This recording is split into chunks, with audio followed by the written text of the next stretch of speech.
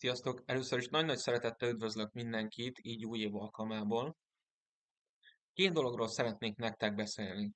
Mindkettő politikai tartalmú lesz, és mindkettő nagyban köthető az orosz-ukrán konfliktushoz.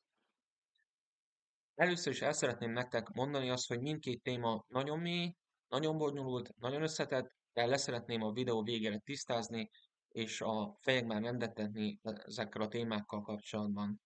Na de még mindig nem tudunk semmit sem. Az egyik téma az lesz, itt az orosz-ukrán konfliktussal kapcsolatban, hogy hogyan néz ki a magyar és békepártinak mondott narratíva, illetve hogyan néz ki az európai vezetés narratívája.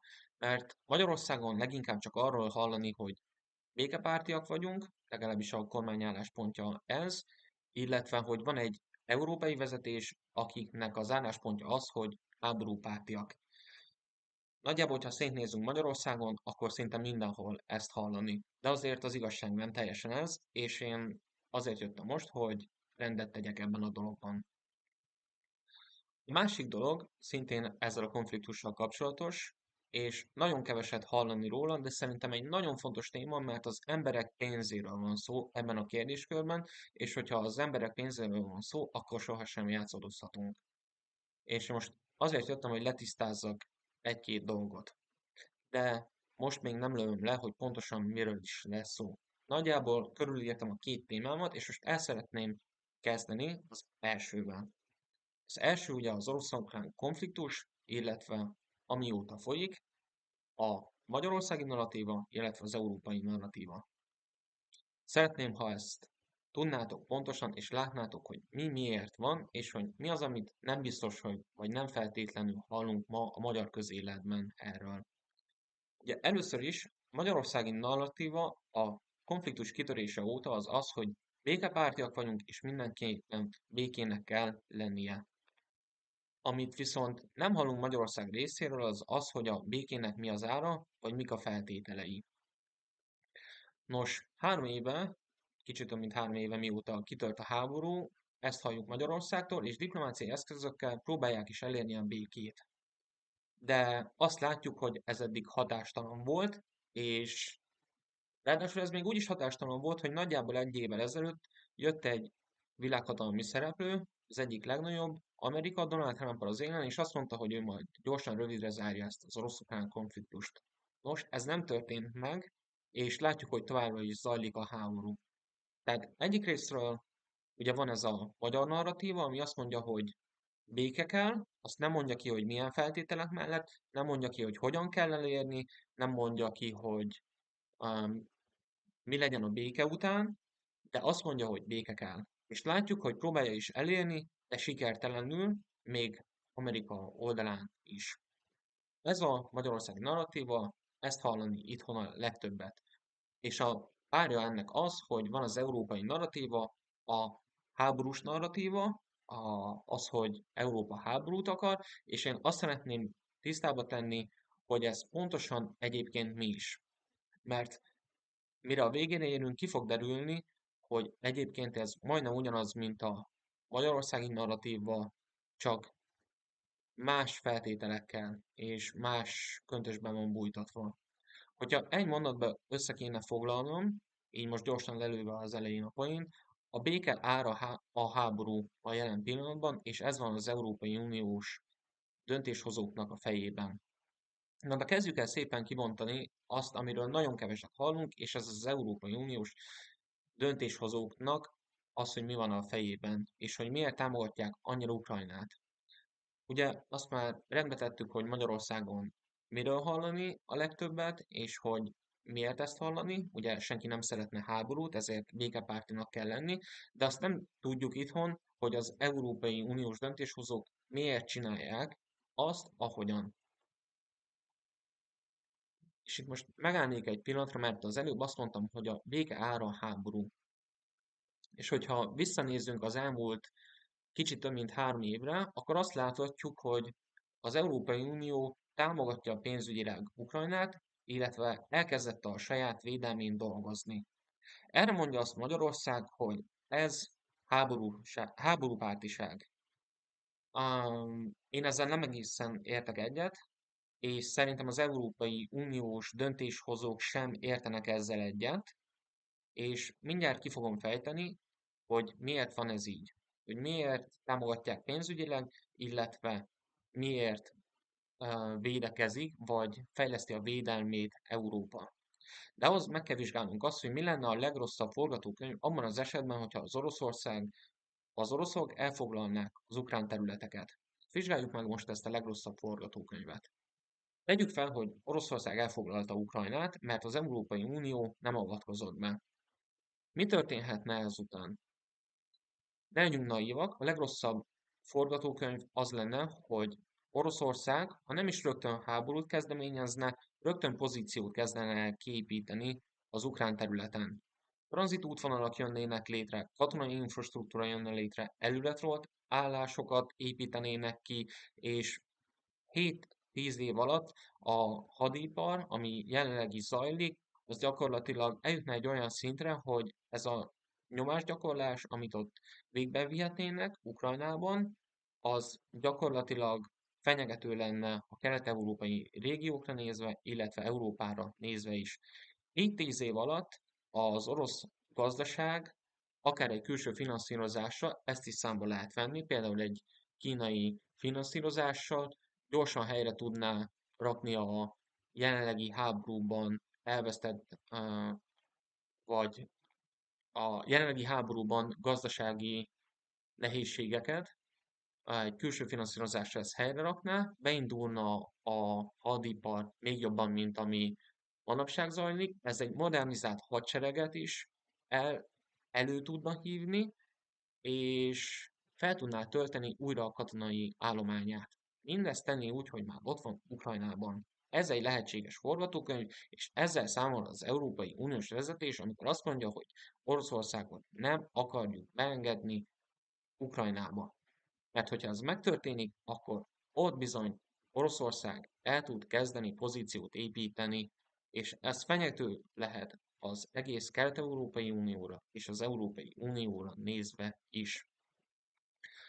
Elmondtam az előbb, hogy nagyjából 7-10, maximum 15 év alatt az oroszok Ukrajnában képesek lennének arra, hogy teljesen visszaépítsék a mostani háborúban elvesztett katonai erőket, és nagyon gyorsan egy pillanat alatt kiépítenék azt az infrastruktúrát, amivel könnyen pozíció és erőt tudnának mutatni Európával szemben, és hogyha Európa nem csinálna azt 3 éve, mint amit csinál, az egyik, hogy fejleszti a védelmét, a másik, hogy támogatja Ukrajnát a konfliktusban pénzügyileg, akkor nagyon gyorsan elvesztetné a pozícióját, és az oroszok egyrészt elfoglalnák Ukrajnát, másrészt pár év alatt kiépítenék azt a hálózatot, azt a infrastruktúrát, visszahoznák azt a hadipart, amivel jelenleg is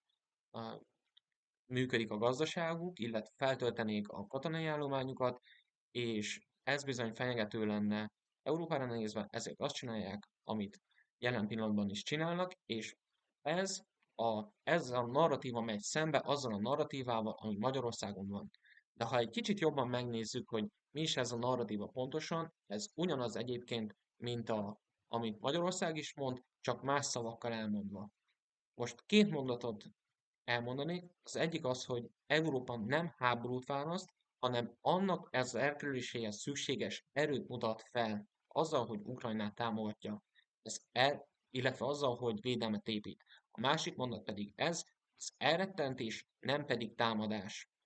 És hogyha egy kicsit előre nézzünk a jövőben, és ettől én nem tartok annyira, de azért a politikai vezetőknek nagyon-nagyon higgadt fejjel kell gondolkozniuk. Az egyik az, hogy nem szabad, hogy az oroszokat beengedjék Ukrajna területére, különben az előbb felsorolt következmények léphetnének érvénybe. A másik pedig az, hogy ez az elrettentés, és nem ez az elrettentés, ami jelen pillanatban van, nem mehet át támadásba, mert az eszkalációt okozna, és azt nem tudjuk, milyen következménye járna, de higgyétek el, borzasztókkal. Szóval ez egy nagyon bonyolult téma, nagyon keveset hallani erről Magyarországon, hogy miért cselekszenek úgy az európai vezetők, ahogy cselekszenek, de higgyétek el, nem akarnak háborút. Az európai emberek vagy döntéshozók sem akarnak háborút. Egyszerűen azt látják, hogy mi lenne a következménye annak, hogyha Oroszország megnyerné ezt az ukrajnai elleni háborút. Akkor bizony az oroszok nem állnának meg 7-10-15 év alatt, bizony olyan pozíciót tudnának képíteni, amitől retteghetne egész Kelet-Európa, de akár az egész Európai Unió. És itt nagyon fontos az, hogy védelmet építsen, ezt ne használja fel támadásra, illetve az, hogy támogassa Ukrajnát. Magyarország ebbe a játékban nem ment bele, azt mondja, hogy békét akar, nem jött neki ez össze, még Amerika támogatásával sem, azért, mert az oroszok támadni akarnak, és háborút akarnak folytatni, illetve területeket akarnak nyerni, úgyhogy remélem, hogy most egy kicsit jobban látjátok, akihez eljut ez a videó, hogy mi a magyar narratíva, mi az Európai Uniós narratíva, és hogy miért van szüksége arra az Európai Uniónak, hogy támogassák Ukrajnát. És még egyszer mondom, ez a támogatás ez nem arra szolgál, hogy háborút kezdeményezzenek, hanem arra, hogy elrettentsenek, és ahhoz, hogy megállítsák időben az oroszokat, mielőtt bármi rossz, vagy további rossz történne. Tehát még egyszer, ez egy nagyon bonyolult összefüggés, keveset hallunk róla, és én ezt szerettem volna nektek mondani, hogy mi ez a két álláspont, és hogy miért működik úgy, ahogy a jelen pillanatban működik. Remélem érthető volt mindenki számára. Tényleg azért mondtam ezt el ennyire részletesen, mert nem nagyon hallani azt itthon Magyarországon, hogy az európai vezetés miért úgy csinálja, ahogy, de mindenképpen fontosnak tartottam, hogy beszéljünk róla. Remélem mindenki fejében érthető az, hogy mit akartam nektek átadni, és átkanyarodnék a másik témára. Remélem közérthető leszek, mert nem egyszerű, nagyon kevés szó esik róla, és nagyon bonyolult. Minden mindennel összefügg, ugye ezt hallhattuk már nagyon sokszor, és ebben most pontosan ez fog történni, amit elmondok. És nagyon sok oldal, álláspont és összefüggés lesz benne, amit most át kell nektek adnom röviden, tömören és közérthetően. De kezdjük az elejéről. Egyébként az előző téma is ilyen volt, hogy nagyon sok összefüggés van benne, hogyha következményekkel számolunk, még több összefüggés van benne, nem is sokat hallani róla, de remélem egy kicsit közérthetőbbé vált az, hogy mi történik ma Európában és az orosz-ukrán konfliktussal kapcsolatban. De akkor térjünk rá erre a témára. Őszintén nem vagyok rá felkészülve, mert még soha nem kellett ezt könnyedén, közérthetően megfogalmaznom. Az én fejemben már összeállt nagyjából a kép, hogy hogyan is néz ki ez pontosan, de tényleg nem kellett még közérthetően megfogalmaznom, és lehet, hogy most sem fog sikerülni, de azért teszek vele egy próbát, mert azt gondolom, hogy jogotok van tudni azt, hogy hogyan néz ki az, amit majd mondani fogok. Szóval akkor megpróbálnám kifejteni. Az egész ott kezdődött, hogy amikor kitört az orosz-ukrán konfliktus, akkor felmentek az energiaárak. Na már most Magyarországon tudjuk azt, hogy rezsicsökkentés van. Tehát hiába mentek föl, vagy legalábbis mondja azt a kormány, hogy mentek föl az energiárak, hiába ők megvédik ezt az árat. Tehát a magyar embereknek nem kell többet fizetniük. Ezt nevezik ma Magyarországon rezsicsökkentésnek, és ez egy politikai fogás. De azt nem tudjuk, hogy milyen következményei vannak ennek a rezsicsökkentésnek, mert a magyar emberek többnyire csak azt hallják, hogy rezsicsökkentés van, és megvan az emberek pénze védve. Na már most ez nem teljesen így van, és ezt szeretném elmondani nektek, hogy mi ennek a rezsicsökkentésnek az árnyoldala, és hogy miért érzik az emberek, vagy érezhetik azt, hogy nagyon-nagyon sok pénz kerül ki a pénztárcájukból, annak ellenére is, hogy rezsicsökkentés van.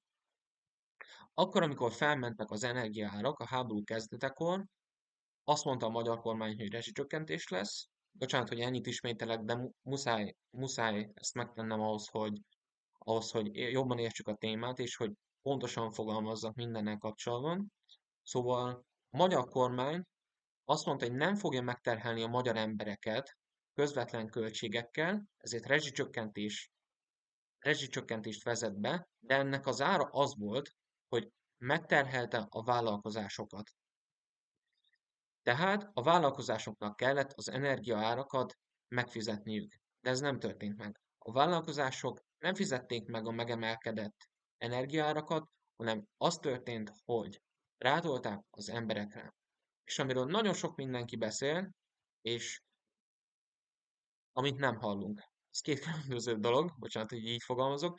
Az egyik az, hogy amiről nagyon sok mindenki beszél, az, hogy minden nagyon drága Magyarországon, és ez akkor kezdődött, amikor kitört a háború. Mindenki érzi, mindenki látja, mindenki tudja, de nem nagyon beszélnek róla, hogy ez miért van. A másik dolog, amit nem látunk, az az, hogy miért van ez.